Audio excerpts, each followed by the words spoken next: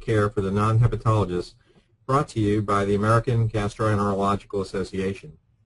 Today's webinar will focus on management of chronic hepatitis C in the era of protease inhibitors.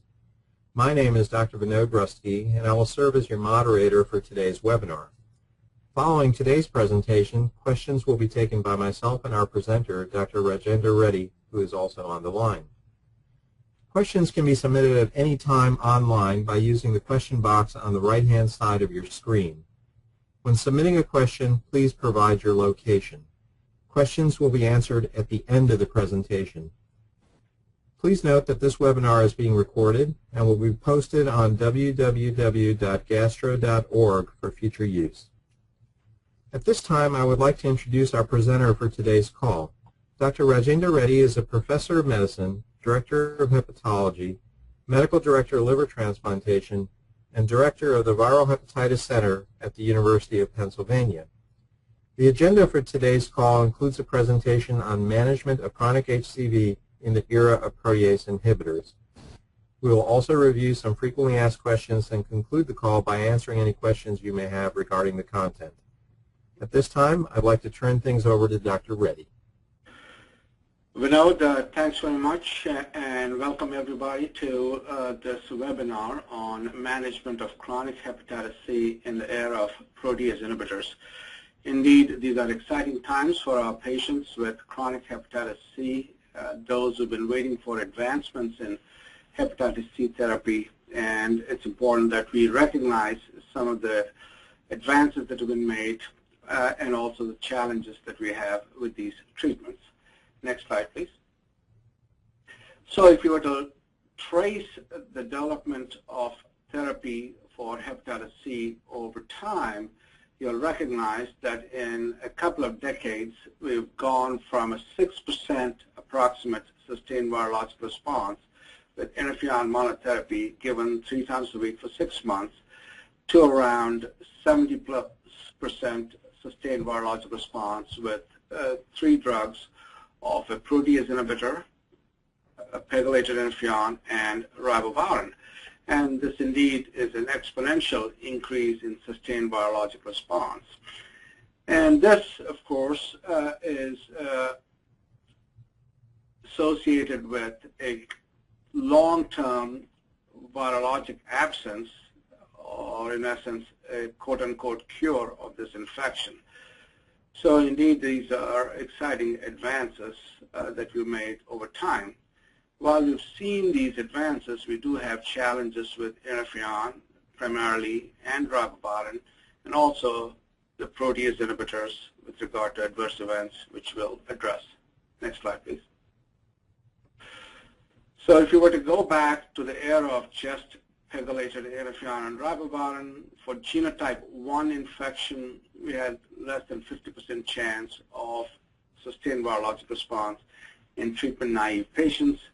If we were to look at a summary of these 2 protease inhibitors, Telaprevir and Boceprevir, that are to be given independently with pegylated interferon and ribavirin, we've seen sustained virologic response rates in the 60 to 80% range with Telaprevir and a mid-50 to 75% range with Boceprevir. The data has been derived by primarily 5 large registration phase 3 trials, 3 of those with Telaprevir. Of those 3, 2, Advance and Illuminate, were done in treatment-naive patients, and Realize study was done in prior pegylated interferon and ribavirin treatment-experienced patients.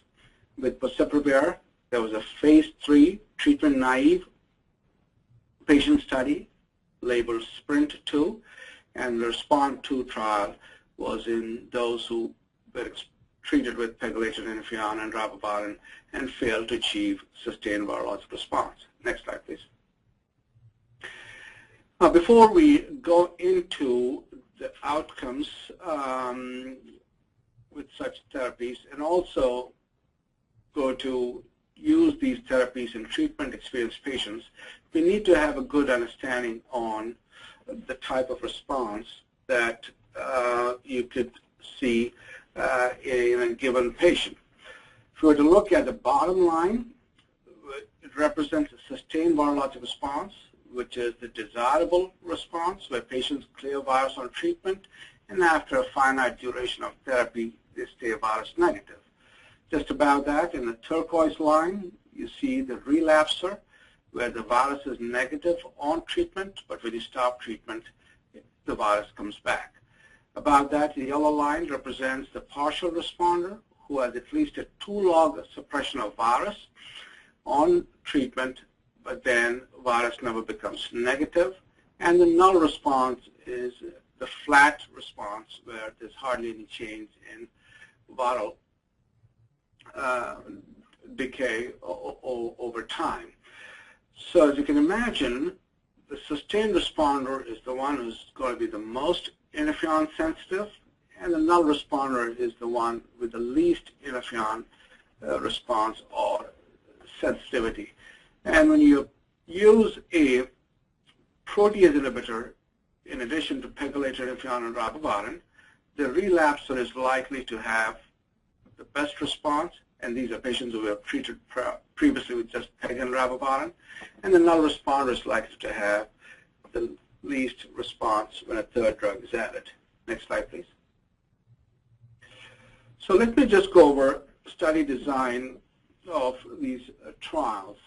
So first trial, a phase 3 trial called the ADVANCE study, was done with telaprevir, pegylated interferon, and ribavirin in treatment-naive patients. The top row represents the control arm of PEG and ribavirin for 48 weeks. The middle row has telaprevir, pegylated interferon, and ribavirin for 12 weeks, followed by 12 weeks of PEG and ribavirin. And then patients who achieved what is called an extended rapid virologic response, which I will subsequently go over, where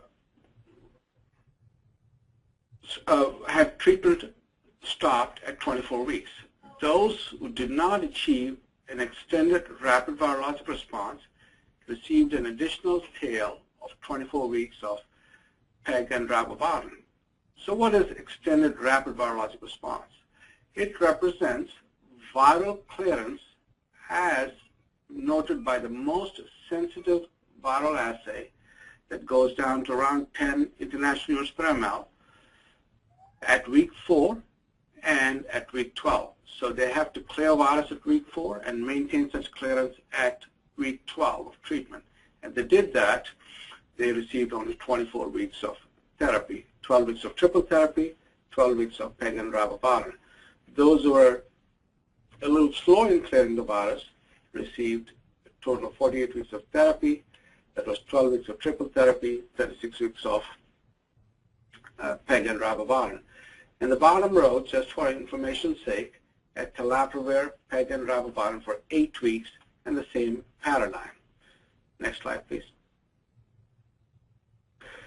So if you were to look at first virologic parameter, which is called rapid virologic response, which is viral clearance at week 4, with telaprevir, both 8-week and 12-week arm, you had 66 and 68% viral clearance at week 4. So this is very critical, because if you were to take a patient into treatment, at week 4 itself, you could say, hey, is this working or not? And clearly, 2/3 of the patients achieved rapid virologic response. If you were to just look at the green bars, which represent interferon and ribavirin without telaprevir, it was less than 10% achieved rapid virologic response. Then if you were to look at extended rapid virologic response, which is a composite viral clearance at week 4 and week 12, it was close to 60% in the 2 telaprevir arms. And of course, if you were to look at sustained virologic response, it was 69% in the 8-week arm, 75% in the 12-week arm. There was about a delta of about 6% between these 2 telaprevir regimens. The FDA, of course, has approved this 12-week treatment regimen for treatment-naive patients. Next slide, please. Now, you all are likely familiar with host genotype as denoted by polymorphism close to the IL-28B gene on chromosome 19. And it's been demonstrated that certain polymorphisms close to IL-28B gene are associated with interferon responsiveness, whereas certain polymorphisms are not. So if you were to look at the CC genotype, which is the favorable genotype, that is the host IL-28B polymorphism, there's likely to be interferon sensitivity. And in the CC patients, you can see with Telaprevir 8 and Telaprevir 12-week regimen, there's an advantage over PEG and ribavirin in this database, where there's a higher sustained virologic response rate. The greater advantage with a protease inhibitor-based therapy is in the CT and TT patients compared to the control group. In the U.S., approximately 35% patients have the CC genotype, and if you were to look at Black Americans, it's only about 15%. Regardless, CC genotypes respond the best. TT genotypes respond least well generally. Next slide, please. Now, this is the second study called Illuminate study, which was designed to test the a priori hypothesis that 24 weeks of treatment is adequate for those who achieve extended rapid virologic response. To test this, what was done was patients were taken into triple therapy for 12 weeks, and then if they achieved extended rapid virologic response at week 24, they were randomized to stopping therapy or receiving additional 24 weeks of PEG and ribavirin. They wanted to see if extending treatment duration in the extended rapid virologic response patients achieved any additional benefit. Of course, those who did not achieve ERVR were given the standard 48 weeks of treatment. Next slide, please.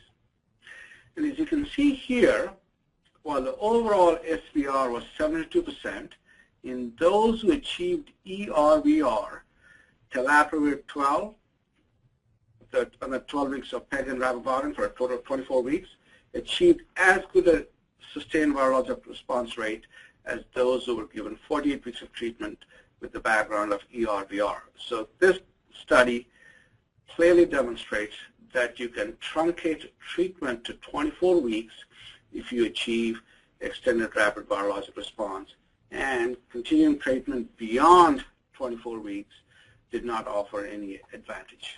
Next slide, please. Now, this is the Boceprevir study, and the Boceprevir study has a different treatment paradigm in that there's a lead-in phase of 4 weeks of PEG and ribavirin, after which this protease inhibitor was added in this clinical trial. Like the Telaprevir advanced study, there was a control arm, that's the top row. Then middle row had what you call a response-guided therapy paradigm, 4 weeks of PEG and ribavirin. Then Boceprevir added to PEG and ribavirin and was given for an additional 24 weeks. And then if there was viral clearance by the most sensitive assay, again at week 8, and was maintained through week 24, treatment was stopped at 28 weeks. Of course, if there was a delay in viral clearance, in that it was after week 8, but prior to week 24, there was an additional 20 weeks tail of PEG and ribavirin. And then the last row represents fixed duration therapy. After 4 weeks of PEG and ribavirin as lead-in, there was 44 weeks of Boceprevir, PEG, and ribavirin administered. The dosing here is TID of Boceprevir, 800 milligrams TID, whereas Telaprevir, it's 750 milligrams every 8 hours. Next slide, please. Now, with the Spring 2 study, there was something unique done. It was not done with Protease studies, in that there was a separate cohort of just over 150 black patients. We've known for quite some time that black patients do not respond as well as non-black patients. So there was a great need to exclusively study this population, and there continues to be a need to study this population in terms of their response to the various evolving treatments. So if we were to look at the non-black patients, look at the control arm, sustained virologic response rate was 40% with PEG and ribavirin. And if you were to look at response-guided therapy, it was 67%, and with fixed duration therapy, it was 68% sustained virologic response. Clearly a delta of over 25% between the control arm and the Boceprevir arms. If you were to go on to the right side and look at the black patients, you'll notice again better response rates as denoted by the blue bars with both response-guided therapy and fixed duration therapy of the three drugs of 42 and 53% compared to 23% in the control arm. Now, if you were to look at the difference between response-guided therapy and fixed duration therapy, there's about 11% difference in sustained virologic response rate. And this begs the question as to whether black patients, even if they clear virus early on, should be treated for fixed duration of 48 weeks. This is up for discussion, but it appears that there is this shift towards treating these patients longer, even if they clear virus early on. Next slide, please. Next slide. Now, I'm sorry, the previous slide. All right, so let's go over interferon responsiveness and prediction of sustained virologic response. So as you recall, the Boceprevir study had a lead-in phase. And the lead-in phase allows us to assess sensitivity to interferon with PEG treatment alone. So the interferon sensitivity was dichotomized into less than 1 log decline and greater than or equal 1 log decline. Obviously, greater than 1 log or equal to 1 log decline representing interferon sensitivity, whereas less than 1 log representing interferon resistance.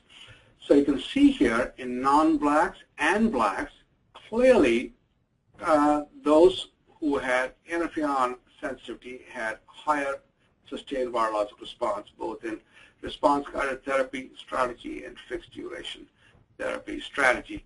Incidentally, the color codes are off here, yet the orange bars represent interferon sensitivity groups, whereas the blue bars represent interferon-resistant populations. So the lead-in phase does give you that opportunity to assess as to what the probability of response might be when you add a protease inhibitor, and this is good for educating your patients. Next slide, please. Here in this study, in the CC patients, there's actually no difference between PEG ribavirin and Boceprevir arms in terms of SVR. The advantage to Boceprevir being added to PEG and ribavirin was in the CT and TT population, where there was higher SVR compared to the control group. So this begs the question, if you were a CC patient, or if you had a CC patient and they had a rapid virologic response to PEG and ribavirin, do we need to add Boceprevir? And this actually becomes more of an issue in parts of the world where treatments are considered to be quite expensive, and also where there's a much higher prevalence of CC genotypes, such as in Asia. There's an ongoing debate as to whether Boceprevir should be provided to only those who fail interferon-based therapy. What is known, though, is that if you have CC IL-28B state, you're very likely to fall into the bucket of response-guided therapy, so treatment duration is going to be shorter. So you've got to take into account shorter duration of therapy versus a longer duration of 48 weeks of PEG and ribavirin, which of course translates into a longer duration of side effects. Next slide, please. If you were to look at the populations in these 3 treatment-naive trials, you'll notice that there are relatively more men. And then the point I want to make is of the age. 10 years ago, rightly so, we had patients in these clinical trials at the age of 40 on an average. Now you see patients at an average age of 50 in these clinical trials. And as time goes by, obviously this patient population is going to age. There is quite convincing data that the relatively older patients have low response rates. And of course, as one were to move up in age, they're more likely to have more advanced liver disease, which may further compromise virologic response.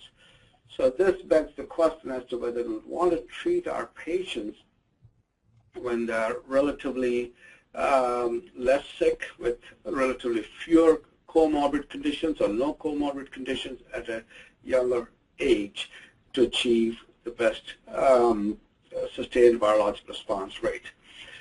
So if you were to look at genotypes and the subtypes, 1A and 1B, about 2/3 on average 1A and 1/3 about 1B. And this becomes relevant, as I'll demonstrate, because 1B patients have a slightly better response rate compared to 1A patients. In the context of PEG and ribavirin treatment, it did not matter, but it seemed like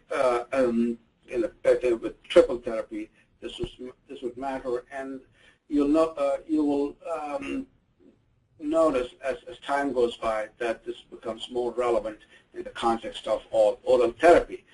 The basic difference is that 1A is more sensitive to resistance, whereas 1B is relatively more resistant to resistance because you need 2 nucleotide substitutions there for resistance, whereas 1A just needs 1 nucleotide substitution for viral resistance. Bridging fibrosis, cirrhosis, there's some differences, but relatively few patients had bridging fibrosis, cirrhosis. And if you were to look at pure cirrhosis, only a small number of patients had just pure cirrhosis. Next slide, please.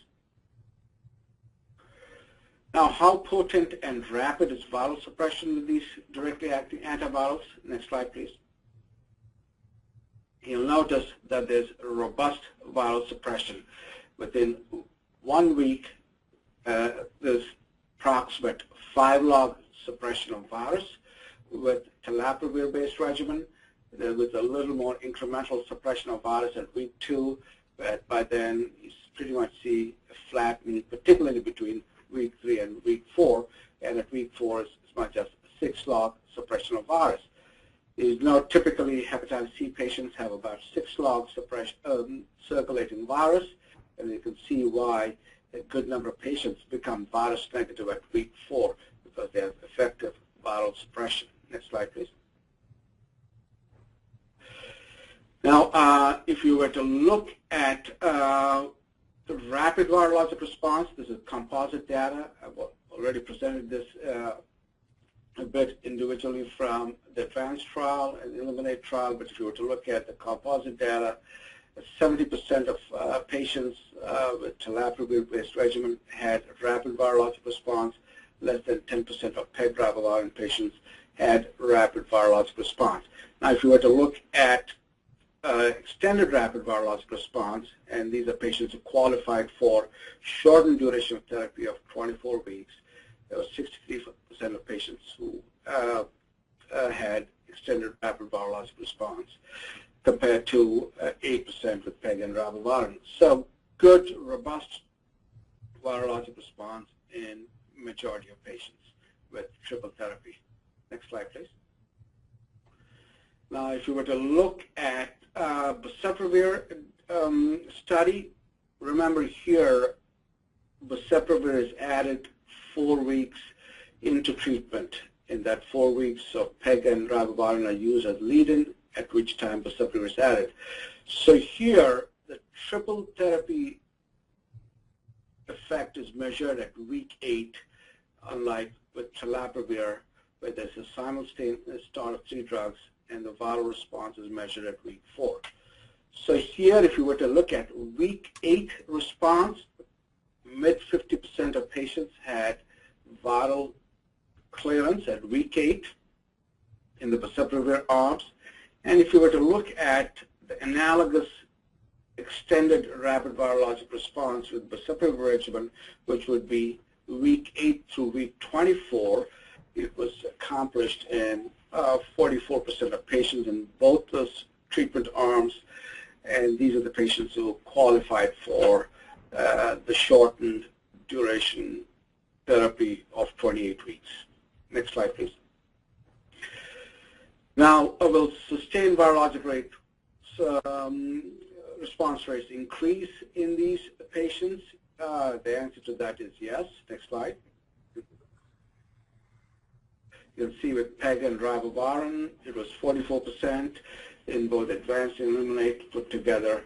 In a triple therapy strategy, it was 72 to 75% sustained virologic response, upwards of about a 25% delta. And this difference was statistically significant. Next slide, please.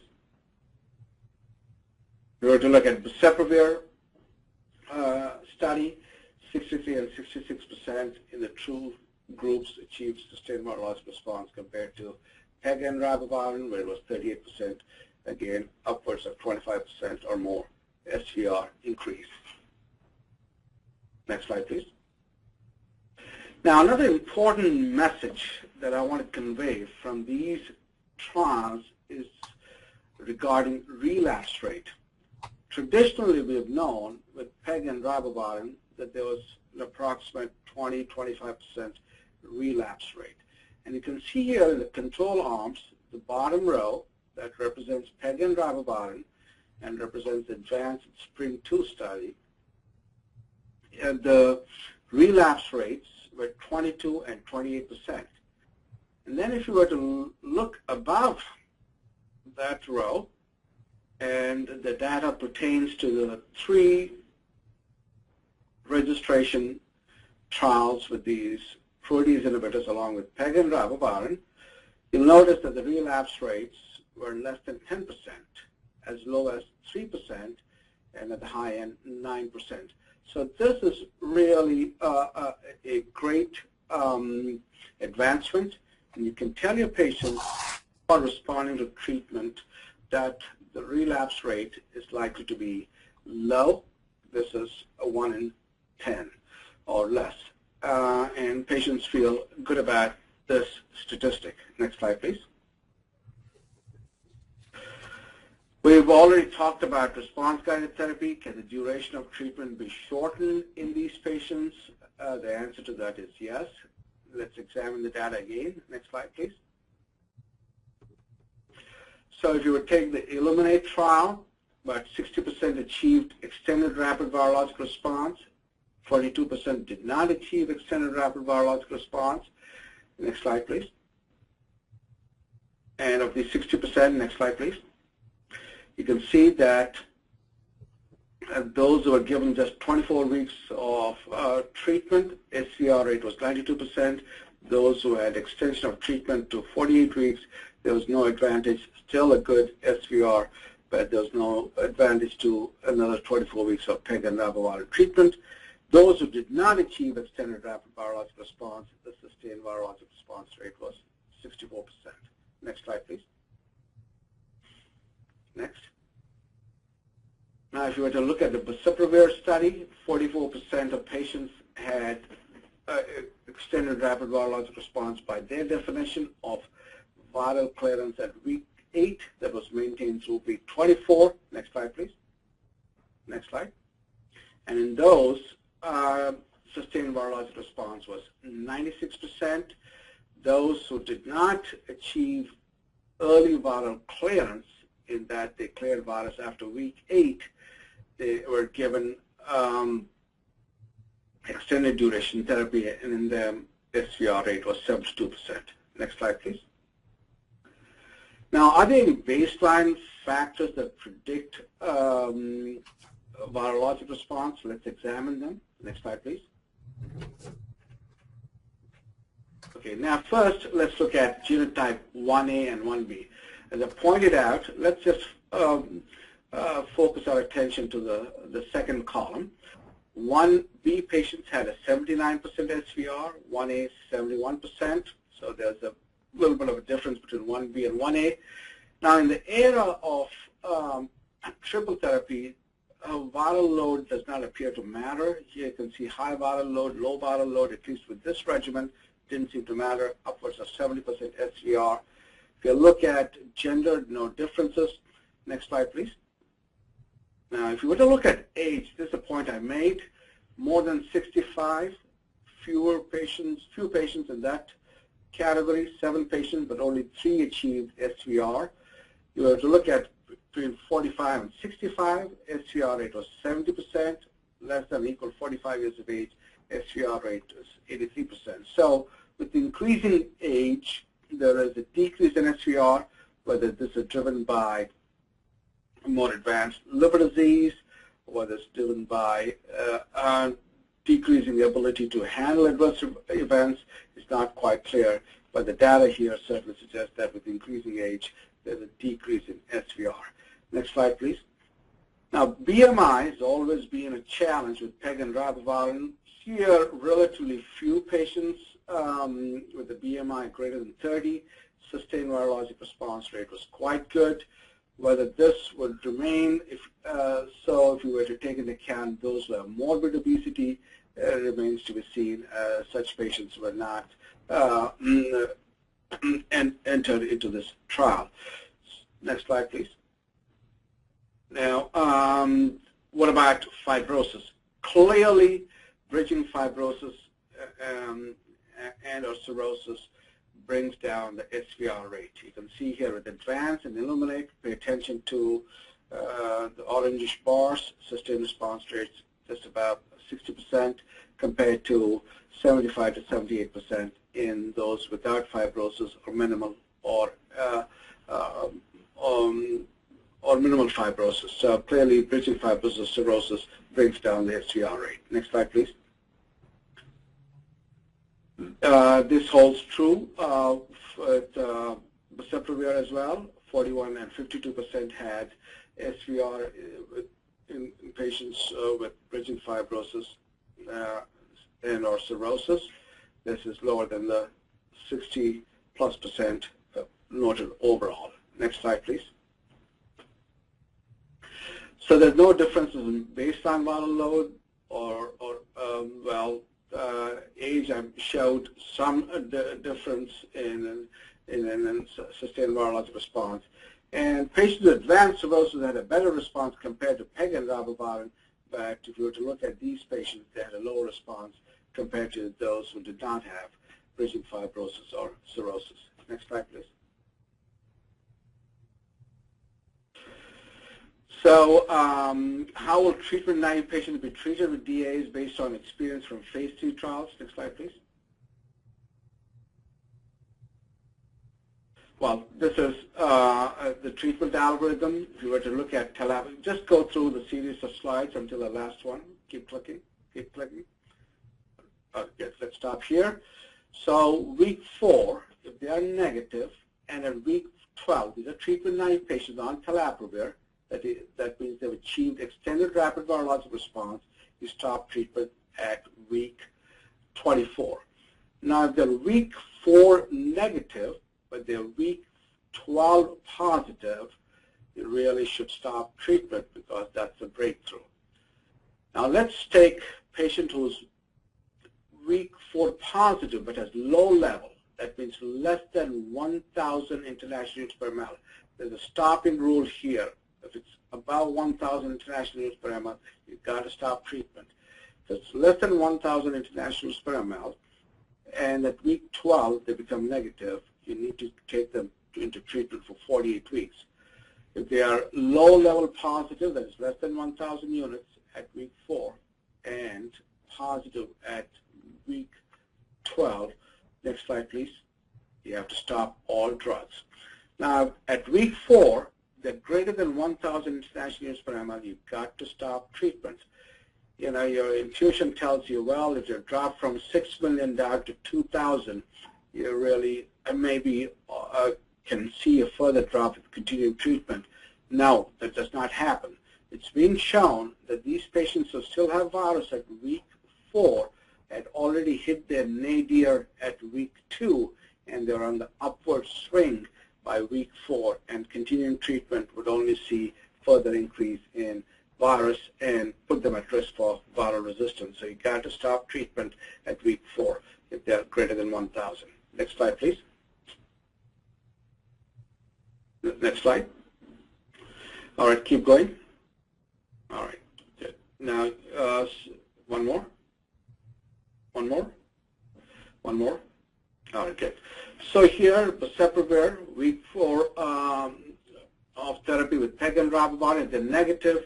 They've achieved a rapid virologic response. I already talked about maybe considering just PEG and ribavirin, although this is not done in the U.S.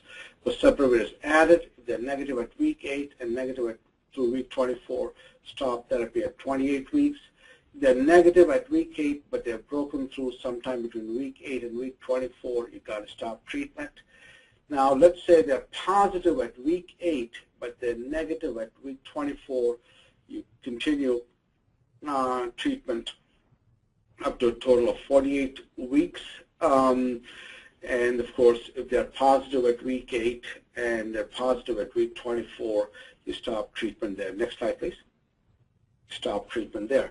So there's here with Boceprevir, the important stopping rule is at week 12. It has to be below 100 for you to continue treatment. If you don't see that, you should really stop at week 12. Now, these treatment paradigms are rather complex and not easy to memorize unless you're treating a lot of these patients. The key thing is to have these on a bulletin board in your office and have them referred to at these various time points on treatment. Next slide, please. So these are the stopping rules and application of response-guided therapy. Actually, it applies more to application of response-guided therapy. I've already made this point. Boceprevir 8 through week 24, undetectable, 28 weeks of treatment. Detectable at week 8, undetectable by week 24. Continue all 3 medications and finish through week 36, and then administer a tail of PEG and ribavirin for another 12 weeks.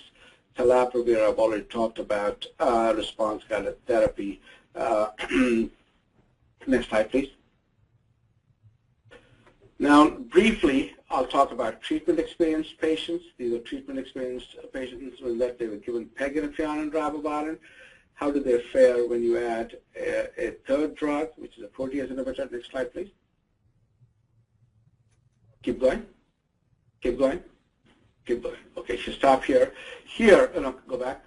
So here, this is a realized trial. The top arm is control. The second arm, they tried to test the lead-in hypothesis with 4 weeks of just PEG and ribavirin, and then 12 weeks of triple therapy, followed by, so that's 16 weeks, followed by 32 weeks of PEG and ribavirin. And then the third arm was simultaneous start of 3 drugs, and then for 12 weeks and 32 weeks of PEG and ribavirin. The important thing here to remember is that there was a lead-in phase that was tested, and this is all fixed duration therapy of 48 weeks. There was no response-guided therapy here. Next slide, please. And you can see here, as you can imagine, the relapsers, the prior relapsers did the best, upwards of 80% SVR, lead-in or no lead-in. The least response was seen in the prior null responders, about 30% sustained virologic response. And there's no difference between the lead-in arm and the simultaneous start arm here. Next slide, please. And if you were to look at response by fibrosis stage. In the relapsers, it did not matter whether they had cirrhosis, bridging fibrosis, or no fibrosis. The partial responders with advancing stage of fibrosis, there was a decrease in SVR, but the worst was in the prior non-responders who had cirrhosis. It was only about 14% sustained virologic response. So the much needy patients for treatment success had the lowest SVR when they had prior non-response. The partial cirrhotic responders had about a 34% SVR. Next slide, please. Now here, there is actually no response-guided therapy, although for relapsers, the FDA approved response-guided therapy for 24 weeks. This was based on an earlier study where they showed that prior relapsers did okay with overall 24 weeks of therapy. But in practice, I really do not stop at 24 weeks in the cirrhotic patient, particularly. Non-cirrhotic, if they're having adverse events and they had early viral clearance, I am willing to stop at 24 weeks. Of course, if they had slow response where they cleared virus beyond 4 weeks, while they had at less than 1,000 units at week 4, there was a total of 48 weeks. Prior partial and non-responders, it's 48 weeks of therapy. Next slide, please. Keep going. Keep going. Keep going. Now, the Boceprevir study, this had a response-guided strategy. The middle arm had a response-guided strategy, and there was a fixed duration strategy as well. 4 weeks of lead-in, 44 weeks of triple therapy in the fixed duration strategy. Next slide, please. And you can see here with fixed duration therapy, there was 66% sustained virologic response rate compared to 59% in response-guided therapy. Now, one important point is that the Boceprevir study excluded prior non-responders. It had only prior partial responders and relapsers. Next slide, please. This is a complex treatment algorithm, which I will not go into in great detail, but again, in this study as well, viral load was looked at week 8 and week 24, and they cleared virus at week 8 and maintained it through week 24, and the previous partial responders or relapsers, they completed triple therapy at 36 weeks. Here, this is 36 weeks treatment, unlike the 28 weeks for treatment-naive patients if they achieve viral clearance early. Now, they were a little slow to clear virus. It was 3 medications for 36 weeks with a tail of 12 weeks of peg and ribavirin. And previous partial responders and relapsers, this is without cirrhosis, again, response-guided therapy, but if they had cirrhosis or their prior non-responders, it was a total of 48 weeks of therapy, 4 weeks of lead-in with 2 drugs and 44 weeks of triple therapy. Next slide, please. Well, while I talked about these patient populations, this is treatment-naive, prior relapsers, prior non-responders, and partial responders, there was a large unmet need in a variety of populations, such as the co-infected, the aging population, the interferon contraindicated, the economically disadvantaged, those with chronic renal failure, the transplant recipients, etc. So we need to work on these treatments for these populations and also work on better treatments. Next slide, please. So to summarize, triple therapy is clearly an advantage over pegylated interferon and ribavirin. It's a clear advance, and it has accomplished 3 things. 1, it has increased the sustained virologic response rate. It has helped shorten duration of therapy in a good number of patients, with Telaprevir in over 60% of patients, with Boceprevir regimen over 40% of patients, and then shorter duration of therapy translates to a shorter duration of adverse events. So I'll stop here and pass it back to Vinod to ask questions and also open it up for the audience. Thanks very much. Thank you, Raj. At this time, we can open it up for questions. As a reminder, questions can be submitted online by using the question box on the right-hand side of your screen. When submitting a question, please provide your location.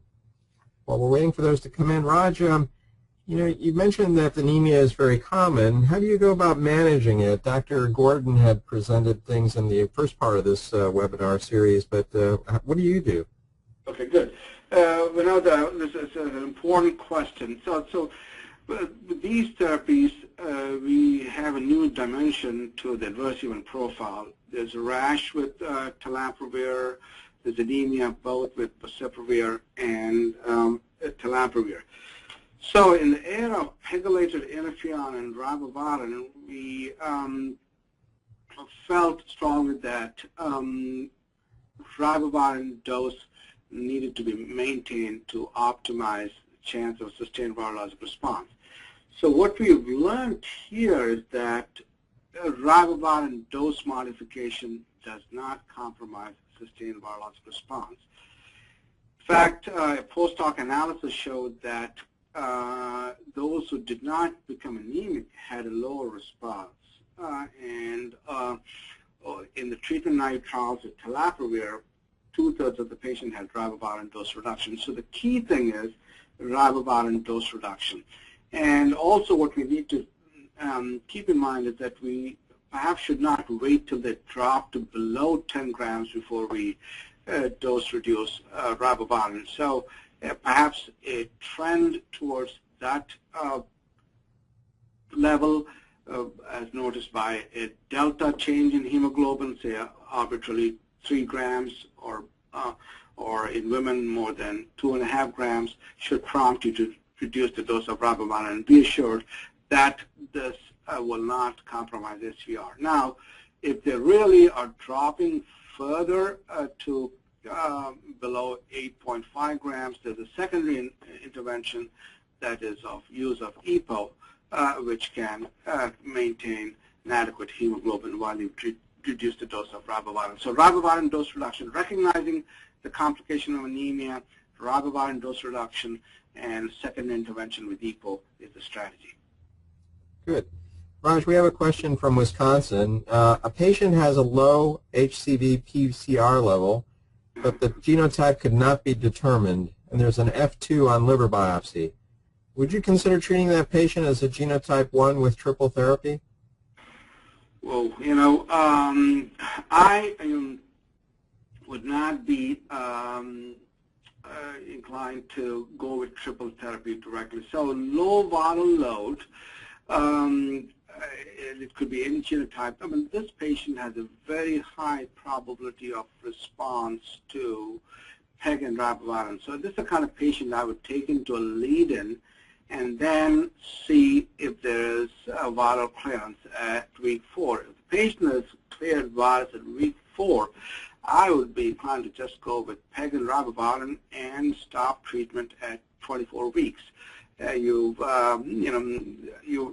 can expect a very high chance of an SVR without having to add the protease inhibitor and then, of course, subject the patient to additional adverse events. Good. Roger, earlier you just mentioned the Telaprevir rash. How do you handle that? Yeah. So this rash is kind of unique. It can happen early or later in the phase of Telaprevir treatment. In clinical trials, it appeared to be more in the earlier parts. It's a unique kind of rash, different from ribavirin rash, although at times may be difficult to identify or distinguish ribavirin rash from Telaprevir rash. So in the clinical trials, close to 50% of patients reported some rash event compared to 30% or a little higher in the control arm. Now, most often there's a grade 1 category rashes, and they can be managed with interventions such as topical corticosteroids like 2.5% hydrocortisone cream, keeping the skin moist, then some olive oil baths, and generally they either get better or stay the same. The moderate rash can also get better. Mild rash is less than 30% of the body surface. Moderate rash is up to 50%. But grade 3 or 4 is what we need to be concerned about, which is rare, distinctly uncommon. So if it's grade 3, you stop Protease and follow them. If there's progression of the rash, then you stop ribavirin with or without pegylated interferon. Grade 4, which is severe rash, it may be DRESS, which is drug-related rash, eosinophilia with systemic symptoms, or Stevens-Johnson's, which is reported in less than 1% in the clinical trials. You've got to stop all 3 drugs. So that's these are the basic principles of rash management. I tell you, while rash has been highlighted, in clinical practice, we've become quite good at managing rash. It's anemia that has crept up on us, and we've learned quite a bit over the past year after drug approval as to how best to manage anemia. Raj, I think we have time for one more question.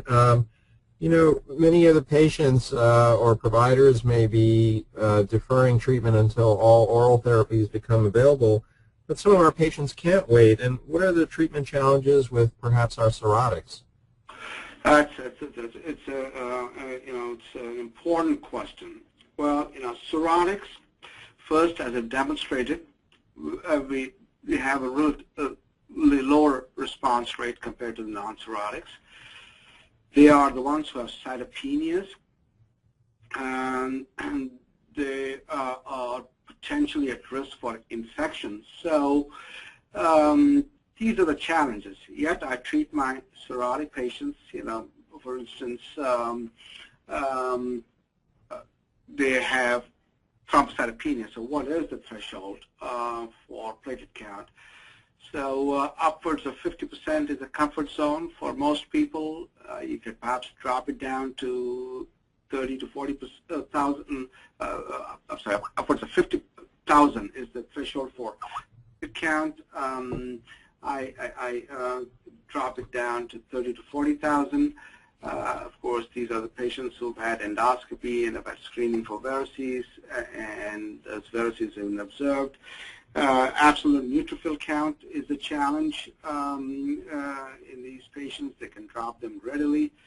You have to be concerned about infections. So I use a 750 absolute neutrophil count as a threshold. In some cases, I prophylactically use norfloxacin to prevent any infections in these patients. So those are the kind of challenges that you encounter in these patients, and you need to monitor them for hepatic decompensation. It's been shown that patients who have compensated liver disease, even with a very low MELD of less than 10, there's a certain risk of hepatic decompensation. Well, good. I think that's all the time we really have. We thank everybody for joining us today. Please note that this webinar will be available on www.gastro.org within 4 to 6 weeks. I'd like to very much thank Dr. Reddy for his expertise and his very lucid presentation. We hope this information is useful in helping you treat and manage HCV. If your question was not answered today, we have established a panel of mentors across the country who can answer your questions on diagnosis and treatment starting now through January of next year.